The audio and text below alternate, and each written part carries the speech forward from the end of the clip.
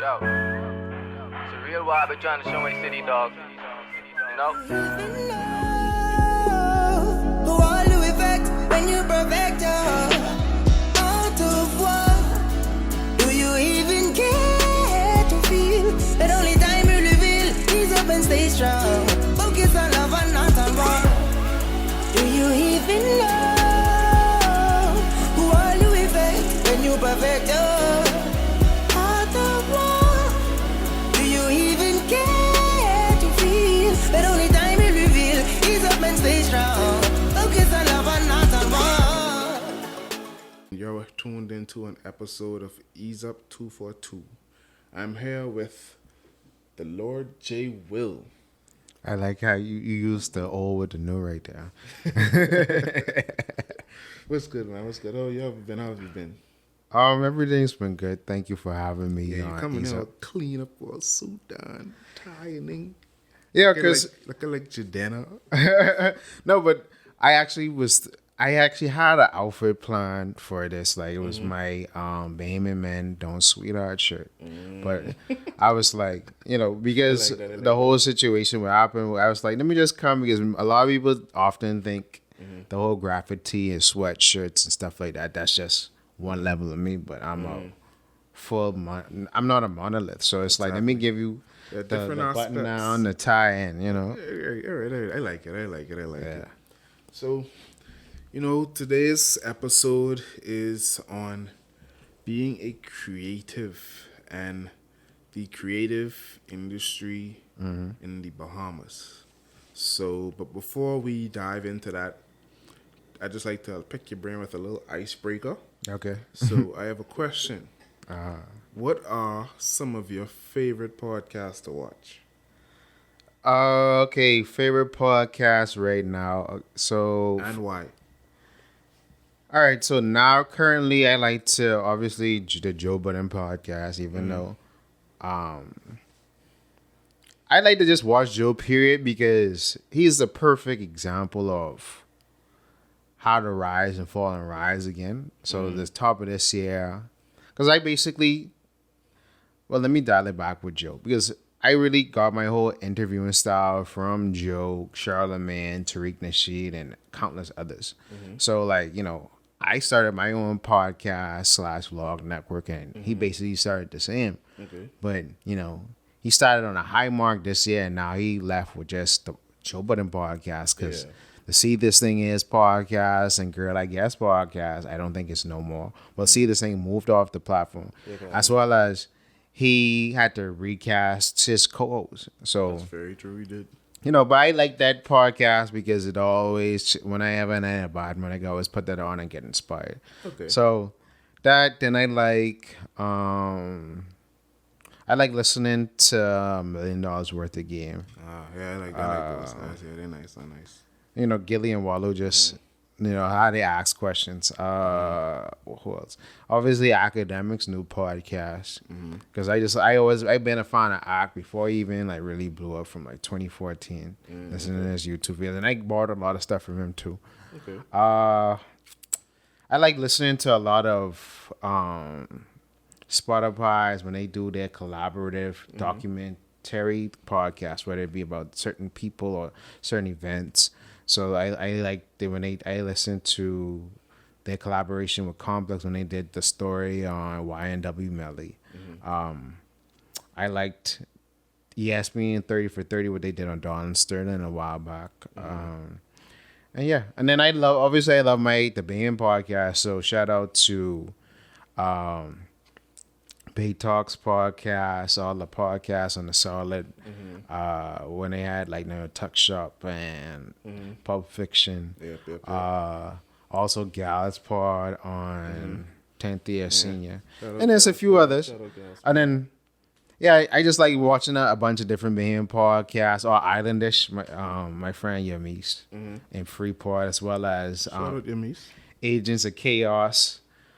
The codename Agents of Chaos, Ruckus and Freeport too. Okay. So it's just a number of them. It's a good bit. Yeah.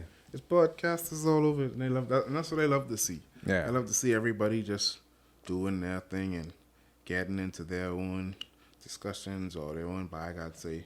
Just doing whatever it is that suits them. Yeah, because it's a very brand new industry. It really is. But the thing that separates you from the rest of the competition is consistency and That's facts. being able to go for a very long time with your content. Because everybody wants to get into podcasting, but they don't really last that long. And if they do last, as always, because they don't see how financially beneficial it can be, or you just run out of steam because there's only so much you could talk about relationships, or there's only so much you could talk about a bunch of foolishness, and then you won't get no numbers from it. That's true. So even with how I do, both of my podcasts, Everything Cool and with Mother Sick on the Original People Podcast Network,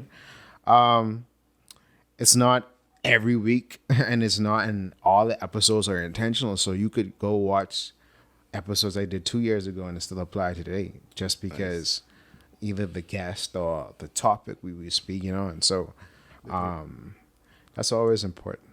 So you talked on consistency. So I like to just dive into a little bit of your background, because for people who might be watching who don't know, you've been basically in front of the camera for quite a while. So let's just talk a little bit about your background and the reason why you're doing what it is you're doing. So should we start in the beginning? Yeah, let's take In the it out. beginning, there was Will. So, 2008, August 2008 is when I started Chosen Few production. Went to Ackland's, the homeland of 3/4 of my family. Sort of had an epiphany there, trying to find my purpose, trying to find direction in my young life at that time. Came up with this concept called the Royal Lion Show, because I wanted people, I was bullied in high school. I was the loser in high school. So it was like, I felt like people's what's the word? I get entitled. But people was given the wrong idea for who I was. They didn't really know who I was. So I wanted to create a platform to demonstrate that misrepresentation. Boom. So after that, so 2015, when I was 15, 16, launched the Royal Lion Show, November, I think, because the anniversary was just November. Was it November 30th? It was somewhere around then, like November 10th, somewhere, I can't remember. In November 2008, did the Royal Lion Show, and developed from there, just voicing my thoughts. And then, did like 3 seasons of that. So I ended that in 2011. Okay. Just the same things I doing now. It's exactly what I was doing, and doing all the skits, impersonating Vibes Cartel. I'm doing the James Bond stuff or whatever, as episodes. What else? So I had all those ideas then, and I was inspired by collage entertainment, dormtainment at the time, as I went to. When I went off to college in Atlanta to art school, I used to run into them all the time at Walmart, because we lived in the same area in North Atlanta. Okay. That's where they shot most of their early videos around that time before they moved to LA. Right. So being inspired by them. And then I always wanted my own crew. So that was something that was they even Don Taman had a whole video called Straight Outta Dunwoody. And my school was in Dunwoody. So when I was flying in and going to school, all I was saying Straight Outta Dunwoody. Da, da, da. So, going into art school and then being in that atmosphere to where everybody creative like you and self-expressive. Okay. Sort of generated and made me start becoming who I really wanted to be. Okay. So, fast forward a bunch of experiences later. It's just being in classes, people being signed to record labels, former graduates having ads with Adobe, either they having a commercial airing at the Super Bowl or having an ad play in Times Square in New York. The impossibilities just became endless. I started to break outside of this box that growing up in the Bahamas, that sort of place on your mind, not really physically. I mean, we live on a small island, but we think on a small island too. We really do. Fast forward, coming back home after living in Atlanta for 5 years continuously, coming back home ain't nothing really here for you. So I knew I just had to create something for myself. So, relaunched Chosen Few 2017, 2018, started the Junkanoo trademark, which was a platform to highlight Bahamian culture. Yeah, I know about Junkanoo trademark. Yeah, One so of my other ventures actually did a little something. yeah, we did Junkanoo rules last Yeah, year. Junkanoo rules. So that was to highlight Bahamian culture because I saw that there was a hole with covering culture, especially Junkanoo from a social media management. Very, very, very true. So, we wasn't bringing Bahamian culture to the 21st century. And then so I started that then. I wanted to start the Original People Network that 2018 too, but my best friend Buford was telling me like, bro, you're doing too much at one time. So I was like, all right, I can hold off. So 2019, we decided to start doing trips to go to these different places to network with people as well as to join into the Caribbean expressions happening in these cities at that time. So I was like, okay, let's launch now. So we have the podcast. So we getting content for the podcast network, and we getting content for the Jungle trademark, as well as we building these connections and for we could further commerce and business with Bahamians outside of the Bahamas. Nice. So nice. that happened in 2019. 2020 was the pandemic and killed the further expansion of that idea. Imagine. And then 2021, we started, after being furloughed. Well, last year, December, make a year since I was furloughed. And I eventually left my old 9 to 5. We started doing a lot of different things. Started a dating show. Then December 2019, last December, we entered and won the office of Prime Minister COVID PSA competition. And then nice. that February, 2 months later, we won the Pahu Mental Health PSA competition nice. with the same concept of the Mario Brothers. Yeah. Well, so that made me and inspired the idea for me and PG, who basically is my production manager on the podcast. We decided to create the Homemade Heroes universe, which is just like a social media TV channel that basically we because I cosplay too, so we taking all our cosplaying friends and putting them in skits just to generate Exactly. some attraction. So all these things is my attempts to, but I can show everything at the wall and something can stick. I can come at you at a bunch of different ways and something can hit, and then that. when one hit, everything else fall in I line. like that because So because you're open and willing to try not just different things, but multiple different things. Yeah. And when you have that type of mindset and have that type of drive, it honestly, it takes you far because then, like you say, you just throw it against the wall and something can stick. You may not know exactly what it is that's gonna stick at that exact time, but as soon as it stick, you will know. yeah, and the thing about it is because people always like, bro, how you be doing all this? I'm like, but for one, I don't really know because like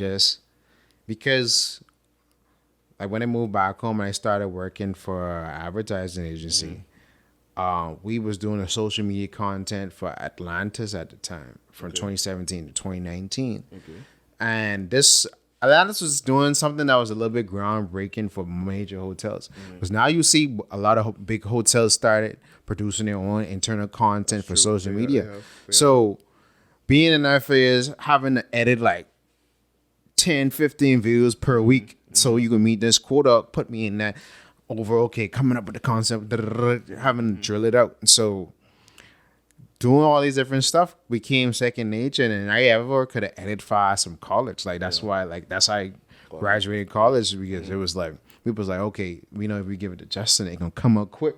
I could turn around quick. So that developing that consistency, and then now it's second nature. All right, they be like, oh, how you doing this? And you got this piece coming on this place. It's like I'm just scheduling, and I just what seems abnormal to most people is the norm for me. So I could definitely understand that. Yeah, because I'm somewhat of a person with I'd say I have a hectic schedule with everything that I really have to go on because I have ventures, but I also have the job. So it's the job, then doing this and doing other things, plus the other stuff that I'm doing outside of whatever it is. So, in different ways, I could relate because in a way you have to sort of find your own drive to do all of the things. And within, like you say, after so much time of doing it, eventually you just become hardwired to just know that, okay, if I could allocate time here, here, and here, then throughout the week I could do almost everything that I need to get done.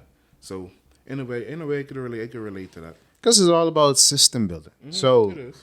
okay, I'll be recording this podcast. Okay, you probably going to spend 2 hours recording this. Then you be, okay, this 2 hours today. Then I'm going to do something else after this. Exactly. Then this and this is. I need probably 5 hours to sleep. So at a certain time, I need to sleep and wake up. Okay, job, work start at 9. All right, even if I had at work, there's certain things, I swear, like on my break time or something like that, I could schedule posts. Mine is just engaged. And then it's a constant process and thinking.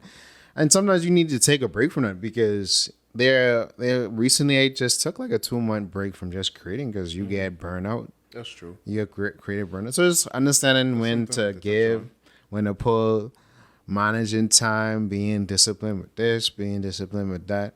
And then, because with this over creating, you don't always have much of.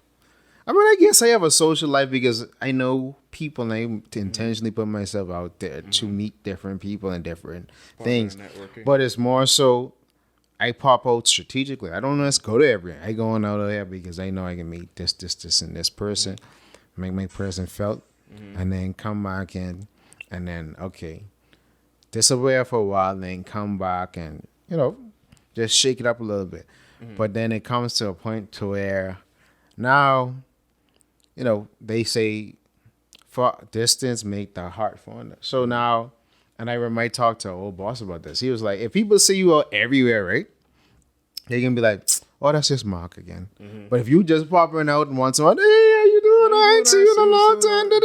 You're right. It is that anticipation, is that energy that you want to get. But You want to build the build up, I guess. Okay. So I'd like to just talk to you for a quick bit on your personal, I'll say, insight on the creative industry in the Bahamas. Like, what are some of the basically just your overall insight on how is it to you and how it is to be a Bahamian creative. It's very, I'd say from my vantage point, it's very unrewarding in certain circumstances. And I say that because there's a lot of toll that you have to go through in order to do it full time. So fortunately for me, I was always in media like full time. But the unfortunate part was being fairly compensated for it. okay. So it's either that or you don't get compensated at all properly. So, and this don't really just solely apply to being in media, but it's the arts, is whether it be, you're a painter or you're a dancer, even with social influences, the money isn't always stable unless you really have a monopoly on the market because the market only so big. That's true. So you find people like, good friends of mine, so I worked with them before, like Dasquay or Sawyer Boy. They into a bunch of things. So like, you see Dasquay, Jaquay everywhere. Like you on this, that, and that, but that's the only way you break even to sustain my life. That's facts. And then You need to be that way. yeah, and you have to recreate. So part of it, and that's why I started the Junk New trademark, because I understood that Bahamian creatives weren't really that business savvy. They was missing the business element of it. Like, yeah, you could create all this art, but this don't mean nothing if you can't sell it. You don't know how to market it. You don't know how to brand it. You don't know how to liaise with this person and come to some agreement. Okay, get this percentage and do all of this. And even with the music. So even with the Bahamian artists on that forefront, it's like, okay, you making all this music, but you don't do no shows. You don't got no merch. You don't got no plan. And then not even just doing shows. If you're a producer, bro, you can make soundscapes and soundtracks for like different commercials or movies. So it's like being different, or okay, Yeah, I am building a studio just to make my music, but people need voiceovers. Exactly. People like voice artists. And then it's like, okay, then we sort of parlay this, okay, if I'm doing recording music, maybe I could do a podcast. Maybe I could go do field audio mixing for like different commercials. So it's the limitations to the art. And I mean, I don't blame the Bahamian creators on that point. It's just standpoint of education. But it's really a hard life. It's not traditional. It ain't like you feel some type of way when you're the struggling artist and your friends that making 50K already and already established and stable where you still scrap and still living home with mommy and daddy. And you ain't feel like you're enjoying your life. You don't enjoy your craft. You're being fairly compensated for your craft and you're just miserable. That's why you see a lot of Bahamian artists basically always depressed and borderline suicidal. But that's a story for another day. That's a story for another day. Okay, so as you said, it is challenging. It has its struggles. So, what would you say would be some of the, I'd say, little shining lights in the industry that you're seeing, like in over here, as in like, okay, were you seeing like slivers of, okay, if this continues to happen, then we could have some progress or different things like that. Let me break that down. Well, I get started off it because I know we about to cut the brakes on. So if it's grown a lot, especially on the media side from 2010 when I first came out of high school to now when it comes to production, because you're now seeing Bahamian cinematographers really get international work. And I've known, a lot of them are same age as me and a lot of my peers. My boy from Kyle Jiggy Productions shooting for Ciroc and with Diddy Sons and stuff like that. Or you have Gary Wong from Helium Creative doing all these things for Bebe and this place and that place and for Sandals Resort. So the dream is possible and attainable for you to have a constant career, media-wise. Now, talking for music and all these other things, there's still a lot. All these things still, the industry just has to grow. And the key important part is Bahamian artists have to start traveling. Because you can't find full success by just staying in Nassau or in Grand Bahama and think you're going to get it there. No, you got to travel, you got to hit the road. Because we live in a very global village as it pertains to the internet. And you can get a bike from these different places. Now, I know COVID slowed that down, but, that's the path that we got to start moving towards. There's still avenues to get it done. I wholeheartedly agree with you on that. It's just people understanding and seeing the opportunities and knowing when to take them is what I really like to think. Because I know a lot of artists who I'd probably say had opportunities where if they had like a little buzz, if they would have just, just took a little detour and just maybe like went somewhere else and just continue what they're doing, they would have seen a different result. So I could definitely understand that. But we are about to take a little break, pay some little bills, and we'll be right back. Need peace of mind that comes in the form of around-the-clock surveillance? Trust our technicians here at Createch Bahamas to give you the vision you need to sleep soundly. Createch Bahamas, bringing tomorrow's technology to your doorsteps today. All right, and we're back. I'm here with the one, Lord Jayville. That's my name. I coined that first. No one could take that. Just letting you all know. Technically, Jalen Willard is the longer version to J-Bill, so you still correct, bro. See? Yeah. Y'all heard it here first.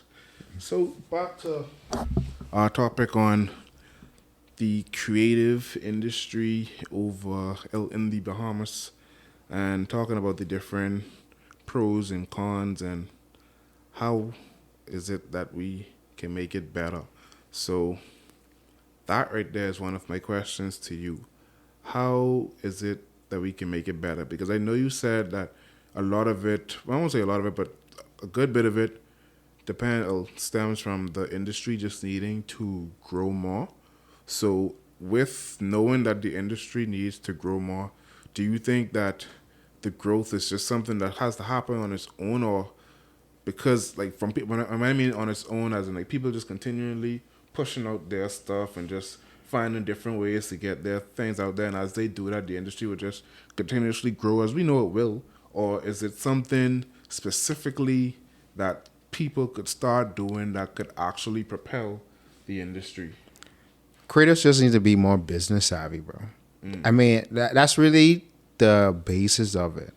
Because I could take, for instance, I'm going to use a good friend of mine who often has recently become memeable, Julian Believe, right? So he's been an artist since the early 2000s. That's true. From like he was 16 or so. And he's had some commercial success, both locally and regional within the Caribbean region. But if you ain't signed to no major label, and even then, that's a whole other situation because, you know, you don't own the rights to your music, and you ain't really getting the money unless you own your publishing to where you could lease your music and things like that. But, you know, these artists not being signed to any like major publication or getting a major co-sign. Yeah, you could make money off your shows, but then you have to be like, okay, let me be business savvy. So him coming up with Julian Believe is a great answer to that. Not Julian Believe. Believe Wines is a great answer to that. Because now it's like, okay, I've already developed this brand as a musician. And I can offshoot it into a product. In which, all right, I develop the teams and different things. And then around the product, I throw events around the product. That's extra revenue for me that I can sort of, you know, invest back into my music. And other artists such as like, you know, Bodine and Dyson and Wendy have somewhat done the same on different levels, as well as, you know, the reason why they're successful in their own rights currently in the country because they're great at doing business. And they'll tell you that if you do ask them. So whether it be, okay, Wendy, let's say she has this video shoot, like she will conduct business with Collect to be like, all right, I'll feature a Collect in the video, but this how much it gonna cost? And that was sort of, you know, help with paying for putting the production of the music video together. Or, you know, it's almost like sponsorships. Yeah, sponsorships. And then, or, you know, when it comes to when they traveled for different carnivals in the Caribbean or in the US, hey, I already have a fan base in this part. And a good person who really did that the best, I feel like recently, is Overdose. Yeah, yes. And that's really due to his father was his manager, who, you know, understand the connections, understand our social media players. He making good with all the different industry artists. You know, like I tell a person, I was talking to a friend, I was like, Overdose is one of the hardest DJs in the region in North America. He is. Period. Like, you know, not just in the country, in the region. And that's just because, okay, I show up to this place or whatever, I do this carnival, you know, network. Okay, keep in contact, pick you up, honing my craft. If I do this, fighting that. Okay, you fly me to over Canada, I do a couple of shows there. They know my name, this Overdose, Make, not while I there, you make connections with the local. Even a lot of times, you know, the Bahamians who live in the area, you know, oh yeah, we know Overdose, Make connections to them. All right, whenever I'm in town, we can link. Okay. We all know Bahamians everywhere they settle. Some Bahamian can throw an event. Yeah. So if you could just get that, if we get Overdose, then So you know, it's the major connections and keeping, you know, connected all around. So now you have instant money coming in, and when I want to do other ventures, is straight, you know, or you know, you could take another route. Like, you know, I don't know if y'all know Bay Santana. Yeah. Yeah, I went to primary school with him. Like I was in grade 6 with him, like, you know, so like. I remember like when he moved back to Nassau when he was around that time, you know, obviously he was born in the States, but he moved back to Nassau, went to Doris and then moved back. And then, you know, again, networking, blah, blah, blah, blah. And then you do the same thing with Basil and Peasy did.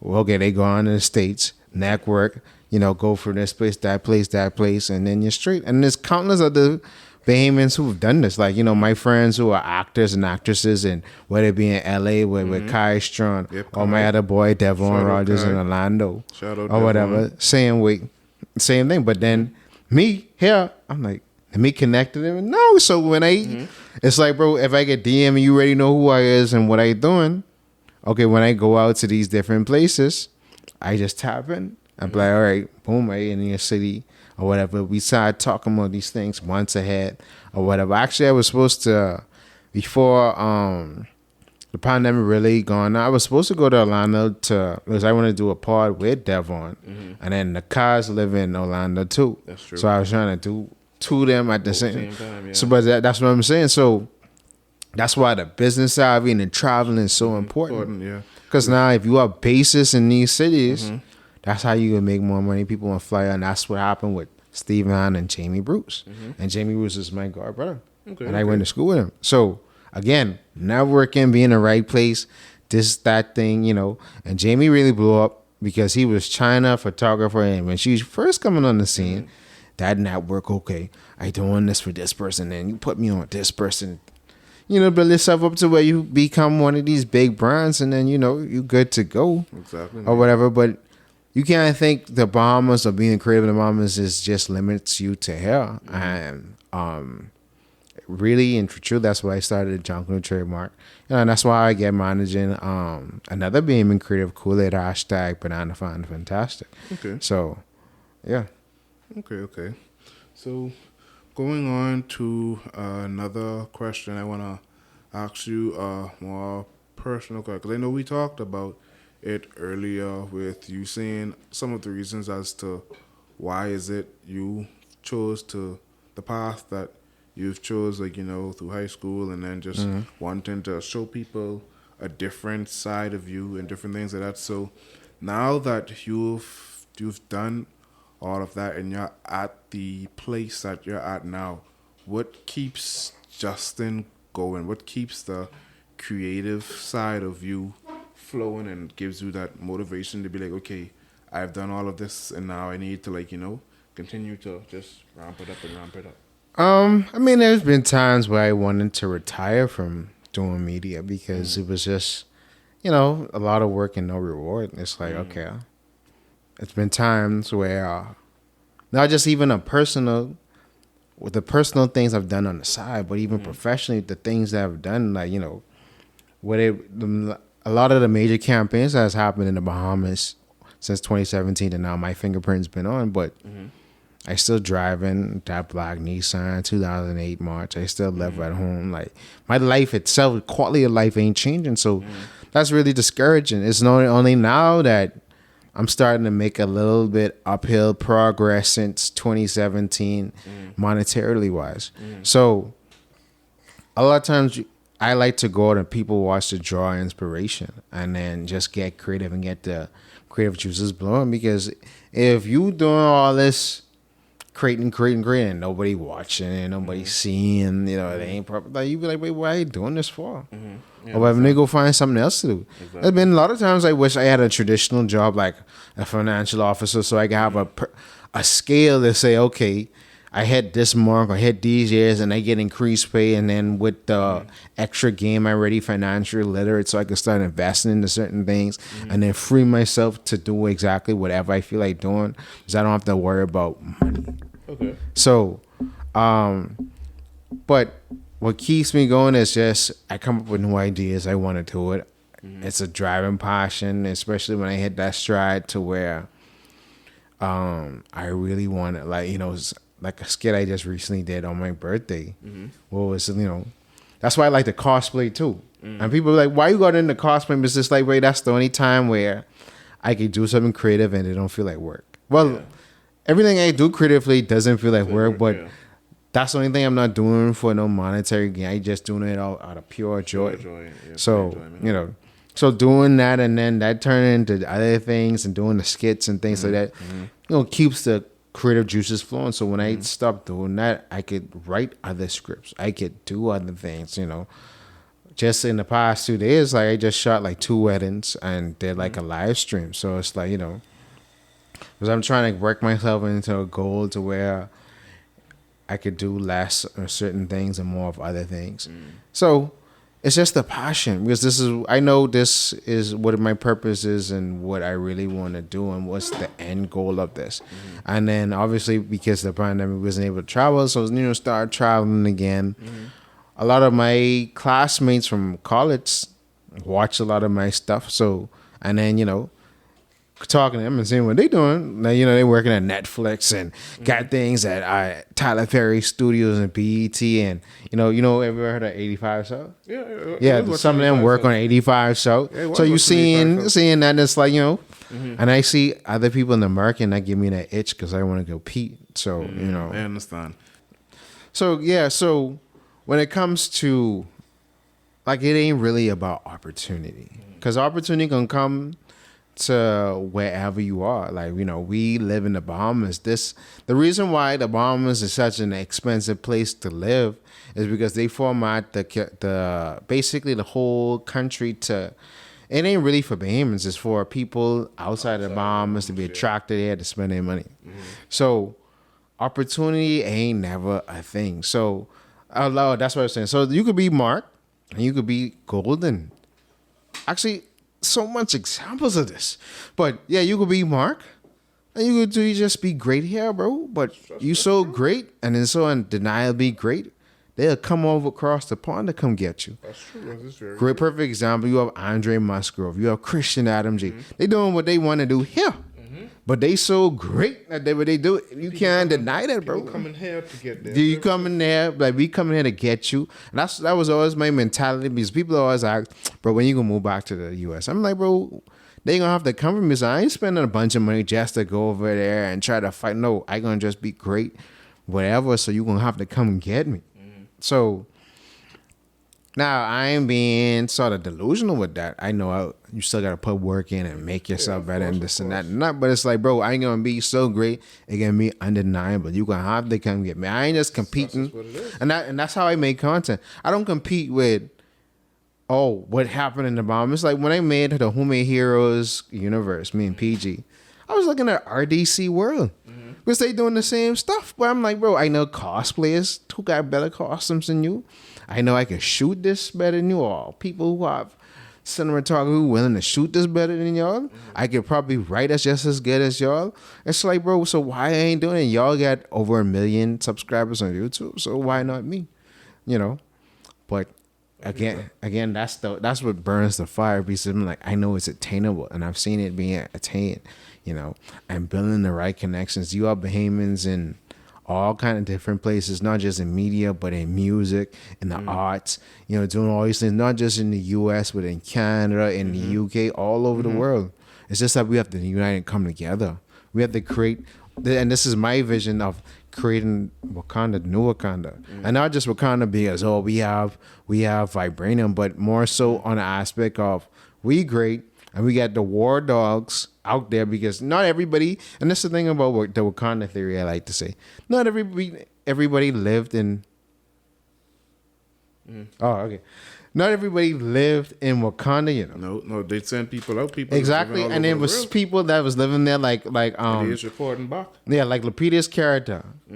She didn't want to stay in Wakanda. She wanted to travel the world. So she used to be all over Africa, all over the place. Exactly, and that was her purpose for them. Yeah, but it's the important part is to connect all of it together. Yep. And that's why I created the Jungle Caribbean, just to be like, yeah, it's fine. You stay wherever you go. If you want to live the moments, go ahead. Because living there and fighting through the struggles of just being an average person, an average Bahamian in the Bahamas ain't easy. And it's not for everybody. So I like people push back, you should want to give back to your country and stay, blah, blah, blah, and build your country. I ain't really too close to that, because I understand. I understand it. Yeah. I've never been the one to really like drive that argument that you should come stay. back home. Like I'll never like tell people. Like I always say, I'm not going to tell you you gotta leave, and I'm not going to tell you you gotta stay. Why? Because I understand how leaving can be an advantage, but I also understand how staying can be an advantage as well. So I won't ever push a certain narrative on anyone, but if you feel a certain way, then I'll just say, listen, just do whatever makes your life better. That's how I like to play. Exactly. You got to do what's best for you. Exactly. So, but then the important part is for us to be still connected. When Hurricane Dorian happened, right? You know how big the Bahamian diaspora is just in the southeast alone? There's 10,000 Bahamians living between Florida, Georgia, South Carolina, and Alabama. Why aren't we connecting? Why aren't we promoting business to these Bahamians and their descent there? When I went to Miami Carnival 2019 October after during, you know how much Bahamian flags I see? Yes, of course. It's like, wait, hold on. And then when you come up to them, they have that Floridian accent. I remember Kool-Aid was like, "You Bahamian?" Well, you actually there. The girl was like, "My grandma gonna be mad at you. She ain't gonna like that." But I'm like, hold on, you cloud chasing to be Bahamian, bro? I'm like, why we ain't taking advantage of this? You willingly, like your grandmother was from the turf, but you willing to wave that flag. Why we ain't connecting with that? Exactly. So again, it goes back to my initial comment of, we can't think with this box. Like we gotta like, yeah, the Bahamas is our base, but the branches grow worldwide. The roots are here, but the branches grow everywhere. Yep. So, you know, so yeah, my only grievance with being a creative is just, you know, fairly being compensated, but it's again, it's a timing thing, it's an opportunity thing, and those come and you just have to push through and not like let life just get to you. You gotta, and that's why I said I don't recommend it for any and everybody, because it ain't for any and everybody. Because you can't, I don't think most people could take the toll and stress mentally and physically that I've been through these last few years, but I hear, you know. Okay. So for anyone who is an up and coming creative and they have that sort of drive to do what they want to do here, what would be some, I want to say, key tips and advices that you would give them? But it would probably be like you said, 'cause a big thing is like being better business wise. So stuff like that. Like, what are some different tips and advice that you would give up and coming creatives? So tips is, for one, just start. Don't feel like you need the right equipment or whatever. Just start creating. You know, try to find some form of local internships or someone you can sort of learn from, or, you know, just even sort of practice. I mean, you got YouTube University, so it ain't hard. I know this way. I interviewed him on Every Cole. He's self-taught violin player. Okay. So, like, the violin is one of the hardest things to play. Yeah, he taught us out. I know. And then he does that as a whole side gig on top of monitoring planes and posting the videos onto YouTube. See? So, okay. yeah. Those like a Camera very and big prep. contrast. Yeah. So basically, he's self-employed by doing his own interest. So, so it's just starting, and you just progressively growing from there, and don't let commercialism and capitalism get you down to feel like you should have or attain certain things at certain points, because then that's when the whole anxiety and depression can come into play, because you have other people around you probably attaining more or expect you to be to the same standards as they are, but it's a little bit different from you because you ain't gonna make, or a lot of people sort of discourage you from doing what you're doing because they be like, "Wait, this ain't making no money." Yeah. But then you have to stay true to your vision. So it's that. What else? And it's just like, they have a plan. You may not be able to do this full time, but hone your craft. If you work in a 9 to 5, let's say you're a gas station attendant or you work as a sales rep. All right, cool. Save your money up, become financially literate, invest your funds. You know, start putting things aside and create a plan. Okay, by this I want to start this. By this I want to start this. Okay, YouTube out there, I can learn how to shoot. I can learn how to paint. I can learn how to make music. I can learn how to mix audio. I can learn how to do whatever. Be a graphic designer. Be an illustrator. So many different things. And don't think in a box.